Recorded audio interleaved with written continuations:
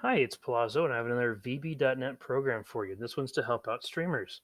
So, say you want to go ahead and stream your video on whatever live streaming service you have, be it Twitch or YouTube, and you save your video to your computer instead of pulling it back off of their streaming platform after the fact, which those can be a huge file size. So, say here we have our OBS studio right here, and it's going to stream my awesome game MS Paint.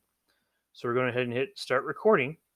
And here we want to update our start time. So we're going to hit numpad 1. What that'll do is it's going to create a new start time. And if you notice up here, it also created a new file up here in the directory of the program. So now we're going to go to our MS Paint. We're going to draw whatever we're doing, and we're having a great time. Something interesting happens. We're going to hit numpad 0. So what that did is over here you can see the last time index was 17 seconds from when we started our stream, and that happened at this time. So cool. So our stream is done. We can stop recording, stop streaming, and we can now go to our text file. If we open up our text file, we can see that the time was reset. And at this time, so like 17 seconds and some odd milliseconds, that was the interesting bit of our stream.